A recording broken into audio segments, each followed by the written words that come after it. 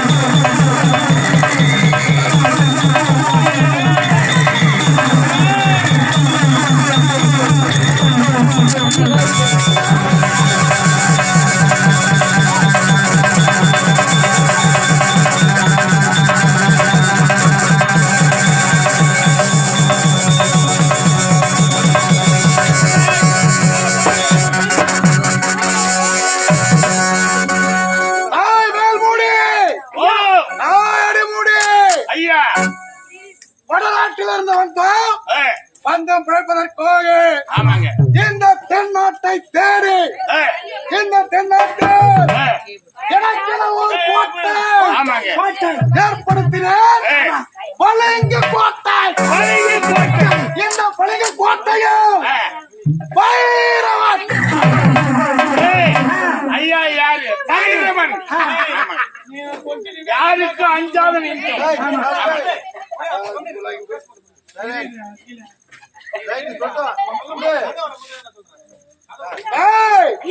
பைரவன் என்ற பெயர் படைத்து அனுதினமும் நம்முடைய தொழில் என்ன தொழில்? களவாடுவது. அப்படி களவாடிய பொருட்களை இல்லாதவருக்கு கொடுப்பதுதான் நம்முடைய பழக்கம். இன்று களவாடுவதற்கு தகுந்தோர் இடம் பார்க்க வேண்டும். அப்படி களவாடிய பொருட்களை பிறருக்கு கொடுக்க வேண்டும். தகுந்தோர் இடம் பார்.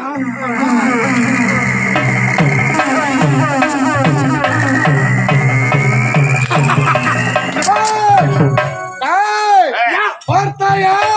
பெரியதோர் கோட்டை. கோட்டைக்குள் இன்று நுழைய வேண்டும். அதில் இருக்கக்கூடிய செல்வங்களை களவாட வேண்டும். புறப்பட்டு வாருங்க. அது சாதாரண கோட்டையாது. அது விஜயபுரி நாட்டை சேர்ந்த கோட்டை. அது எந்த நாட்டை சார்ந்த கோட்டையாக இருந்தால் நமக்கு என்ன? நம்முடைய தொழில் கொள்ளையடிப்பது. புறப்பட்டு ஐயா சொல்வதை கேளுங்க. என்ன சாதாரண கோட்டையார் தான் வந்துடலாம். சாதாரண கோட்டை கிடையாது. அது சுத்திய 3000 பேரு இந்த பைரவனுடைய திறமை எங்களுக்கு தெரியுங்க.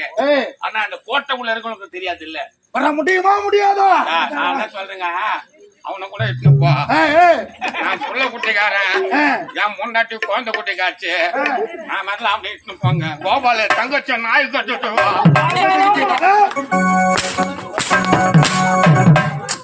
நீ போயண்டா மிச்சான். ஐயா என்னால வர முடியாதுங்க.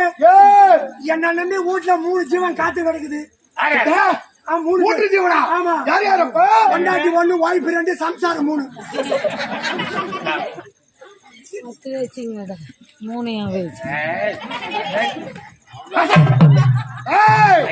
இந்த பைரவன் தனி ஒருவனாக செல்கின்றேன். அந்த கோட்டையில் இருக்கக்கூடிய செல்வத்தை களவாடி வருகின்றேன். பிறகு வந்து உங்கள் இருவரையும் சந்திக்கின்றேன்.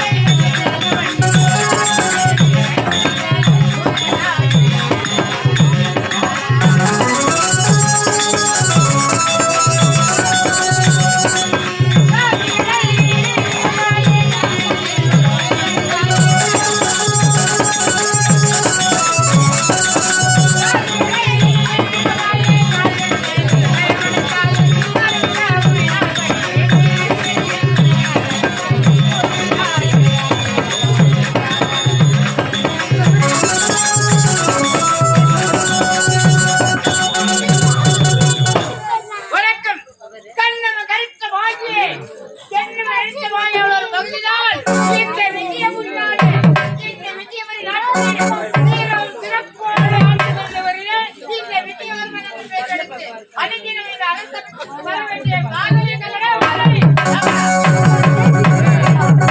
மன்னாதி மன்னா மக்கள் போற்றும் தலைவா அவளை வணக்கம். அதிலே அனுதினம் இந்த அரசமைக்கு வர வேண்டும் எண்ணி இன்று கால தாமதாக வர வேண்டிய காரணம் என்னடா? வேற ஏன்னு கேக்குறீங்க? ஆமா, எங்க வீட்டுல பெரிய போராட்டமா போச்சுங்க. பெரிய போராட்டம். ஆமா. என்னடா போராட்டம்? எந்த நேரம் ஆட்சிக்கணும் புடிச்சுக்கணும் கட்சிக்கணும் தான் போராட்டத்துல இருக்காங்க. ஆமா. விளக்க விளக்க தெரிய விளக்கியமாக வலுவிற்கு அடிக்கிறாங்க, வலுவிலாதும் குச்சி கடிக்கிறாங்க.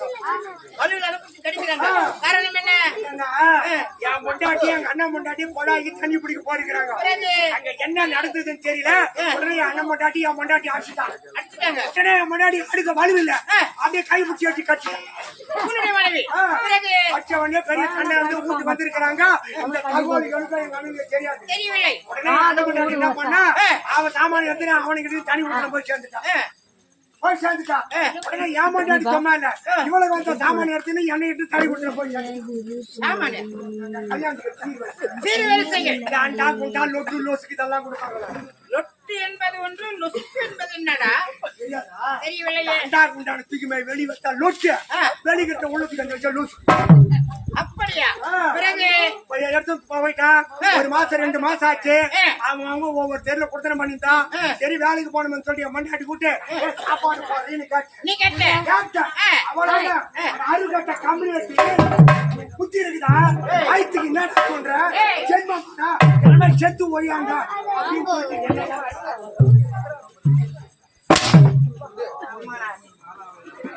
யாரை பார்த்து அறுபது இருக்கலாமா? அப்படி என்று உன் மனைவி உன்னை கேட்டா?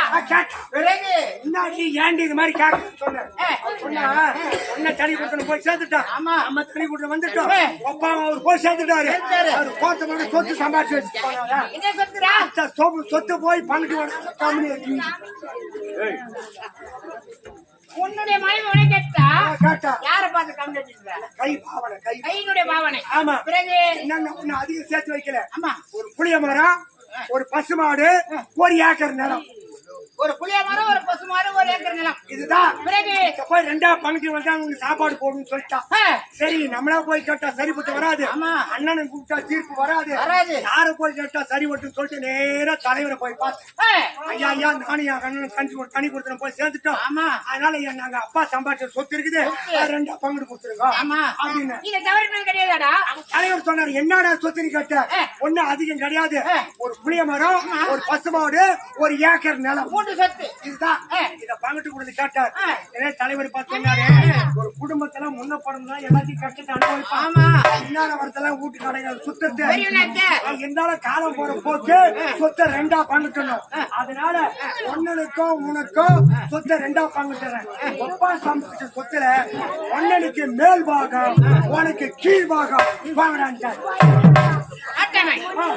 அதான் எங்க அண்ணனுக்கு மேல் பாகம், எனக்கு கீழ் பாகம் வாங்கினான். சரி தலைவர் நல்ல தீர்ப்பு சொன்னார். பழுப்பு பார்த்தோம். சரி தலைவர் தீர்ப்பு சொன்னாரு. என்ன சொல்ல தெரு பக்கமா பூட்டுதான் போனா மூட்டாண்ட ஒரே சத்தம், தலை தலை தலை சத்தம். ஆமா, போய் பார்த்தா எங்க அண்ணன் புளியா மரத்துல ஏறி புளியா மரம் குடிச்சு பார்த்தா பொத்து பொத்து பொத்து கேள்வி பார்த்து போன் எத்தாந்த மொத்த பாய்ச்சி மாதிரி போன் மொத்த மாதிரி வீட்டு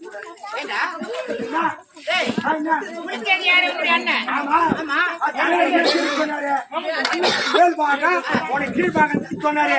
புளியா மரத்து மேல இருக்கிற விட அவனுக்கு சொந்தம், மரத்துக்கு கீழே வந்தா பாத்துட்டு போயிட்டான். பசு மாடு ஒண்ணு எடுத்துதான் கண்ணு போட்டு தகவல் சேர்க்க விட்டு பசு மாடு ஒரு பக்கம், கண்ணு ஒரு பக்கம், அது கேன் ஒரு பக்கம் இருக்கு. தலை வந்து என்ன சொன்னாரு, அண்ணனுக்கு மேல் கீழ்பாகம் தான் சொன்னாரு. நேரா போன கண்ணுக்கு அவுத்து விட்டான். அப்படியே மூட்டுச்சு, அப்படியே கண்ணுக்கு குடிச்சு கட்டான். கேன் எடுத்து போனா மொத்த பச்சை காலி ஊட்டு வருது.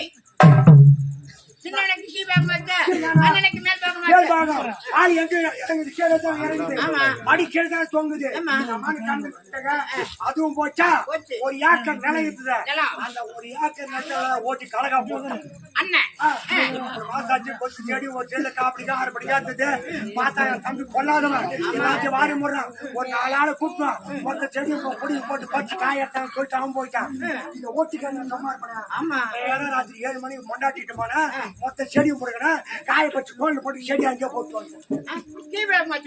கீழ் பார்க்க மாட்டேன் பார்த்தா என்னடா இந்த சொத்தி அப்பா சம்பளம் அனுபவிக்க முடியலன்னு சொல்லிட்டு நேர தலைவராண்ட போய் ஐயா ஐயா என் கம்பிக்கார பொல்லாத நான் போயிட்டான் சொத்தை அனுபவிக்க முடியல தீர்ப்பை மாற்றி சொல்லுங்க சொல்லிட்டாரு. உடனே தலைவர் சொன்னார், நான் ஏற்கனவே நியாயமா சொன்ன உன் தம்பி பொல்லாத தெரிஞ்சு போச்சு, இப்போ தீர்ப்பை மாத்துறேன், உன் தம்பிக்கு மேல் பாகம் உனக்கு கீழ் பாகம் போங்கடான்ட்டார்.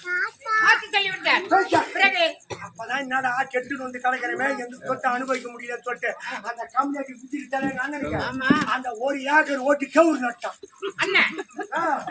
ஒரு 3 மாசம் ஆச்சு. அப்படியே கதிரை வந்து செண்டா கதிரை முத்தி போயிட்டு நேரம் 6 ரூபா கோழி எடுத்து போன கதிரை எடுத்து கோழி போட்டு வந்துட்டான். தண்டு எடுத்த மாட்டு போடுவாங்க. உடனே பார்த்தாரு தலைவரு, இனிமே என் வீட்டு பக்கம் தீர்ப்புக்கு வராது, அவளை ஓடி போங்கடான்ட்டான். நீ வந்து பாரு, நீ கீழ்பாக தான் போகணும். நானு கீழ்பாக ஹாஸ்பிட்டலுக்கு நான் போனேன். என்னடா கால தாமதம் வேண்டாம், கொட்டி இறந்து விட்டார். கால தாமதம் இதோட சொல்ல சொன்ன சரி போகட்டு விடு. எனக்கு இருப்பதோ 2 செல்வங்கள், ஒரு ஆண் செல்வம், ஒரு பெண் செல்வம் இருக்கிறது. என்னுடைய மகன் அயல்நாட்டுக்கு சென்றிருக்கிறான் பட்ட படிப்பை முடிப்பதற்காக. என் மகன் வருவதாக செய்தி வந்திருக்கிறது. என்னுடைய மகனை சீக்கிரம் அழைத்துக் கொண்டு வரா.